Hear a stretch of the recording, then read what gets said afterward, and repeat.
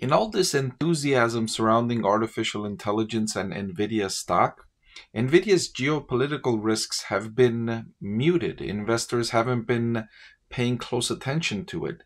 Still, those risks are increasing. And so in this video, I wanted to highlight how Nvidia is addressing some of those geopolitical risks and what they are and how much it's impacting Nvidia's business. So let's take a closer look at these details. I want to thank the Motley Fool for sponsoring this video. Visit fool.com/Parkev for the 10 best stocks to buy now.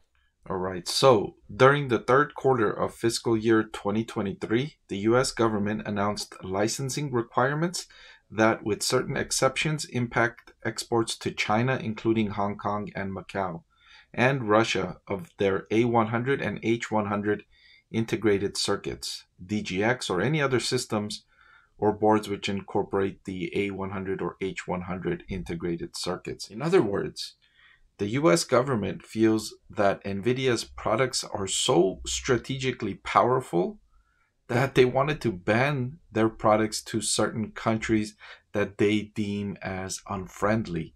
That's interesting, right? Nvidia, their graphic processing unit used to just be for gaming, just to make gaming more fun, to make the graphics better for gaming. And now they've developed their product so aggressively and so innovatively that it's now deemed a strategically important product where the US government is banning restriction or requiring licensing to export its products. Moving on, in October of 2023, the US government announced new and updated licensing requirements that became effective in the fourth quarter of fiscal year 2024 for exports to China and country groups D1, D4, D5, which include but not limited to Saudi Arabia, United Arab Emirates, Vietnam, but excluding Israel, of their products exceeding certain performance thresholds, including all of those above. Most interestingly, their sales to China decreased as a percentage of total data center revenue from 19% in fiscal year 2024 to just 14% in fiscal year 2024. So China used to be a more meaningful segment or geography for Nvidia, and it's been reducing, it's been decreasing. Now, in the near term, that hasn't really impacted Nvidia's results because demand for Nvidia's products far exceeds supply. So Nvidia has other buyers that it can just allocate the products to relatively quickly. But longer term, if demand starts to slow down, this could be a risk for Nvidia because this is a massive market that now Nvidia is restricted to selling its most innovative products, its most latest technology to. Now, they have not received licenses to ship these restricted products to China. They have started to ship alternatives to the China market in small volumes. China represented a mid-single-digit percentage of their data center revenue in the fourth quarter of fiscal year 2024 due to the licensing requirements, and they expect China to be a similar range in the first quarter of 2025. So let's zoom out a little bit. China was 19% of their data center revenue in 2023, 14% in fiscal year 2024, but in the fourth quarter of 2024, it was just a mid-single digit.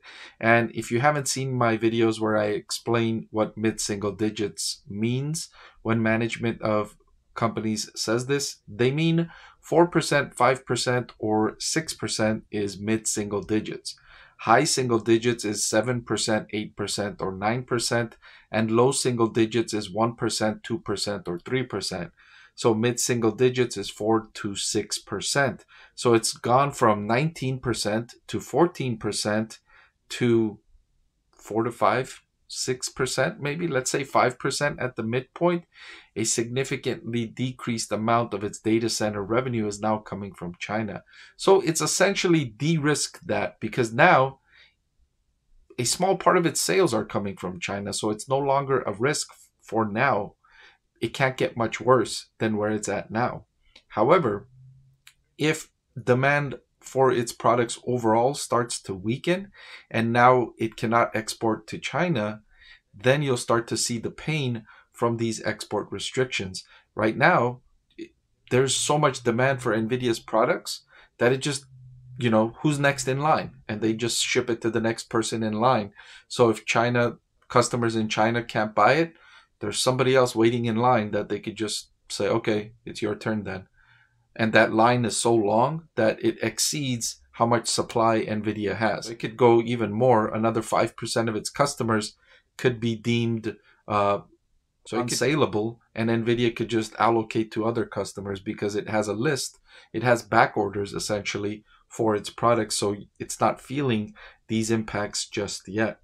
So still, I like that Nvidia is pointing this out, because they're not just thinking about right now. They're not just being short-sighted and saying, well, we don't care because we've got so much demand, it doesn't matter to us. That's not what they're saying. They're saying their competitive position has been harmed, and their competitive position and future results may be further harmed in the long term if there are further changes in the US government's export controls.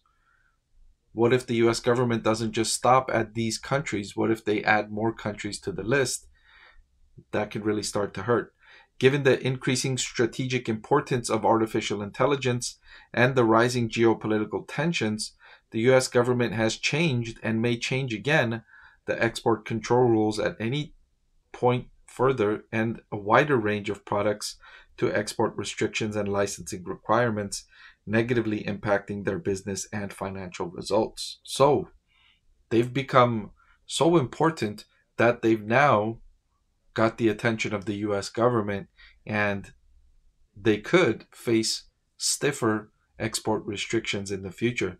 So this geopolitical risk has now risen to a meaningful factor for Nvidia, where 5 years ago, 7 years ago, wasn't the factor, because their products weren't deemed as being so important, so vital as they are now, given how effective artificial intelligence has proven to be, and given how effective Nvidia's GPUs seem to be in developing artificial intelligence capabilities.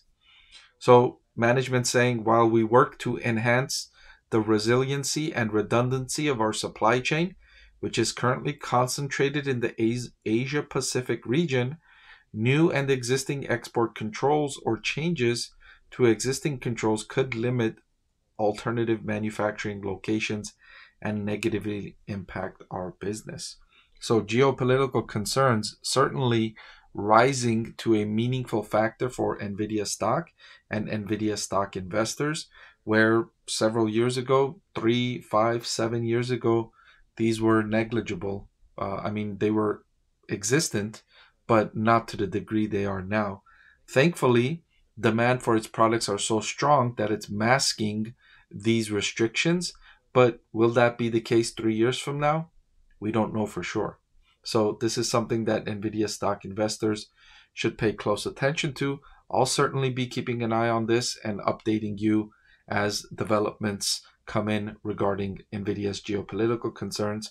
Now, I know the tone of this video seemed to be negative, and I might appear to be bearish on Nvidia stock. I don't want to confuse. Nvidia is rated as one of my top stocks to buy.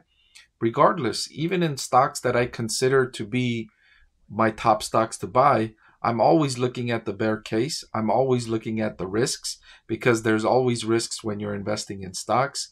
You want to be aware of the risks, not run away from risks. You want to take risks because there is no return without risk, but you want to be aware of the risks that you're taking and be cognizant of them and be understanding when you go in and you take these risks. That's why I pay such close attention to these risk factors. Thank you for watching this video. I truly appreciate it. I know there's a lot you could be doing with your time and a lot of other videos you could be watching. So I truly appreciate that you chose to watch this one. If you want to see more videos just like this, hit the subscribe or the like button. They'll both help me make more videos just like this one. Thank you again.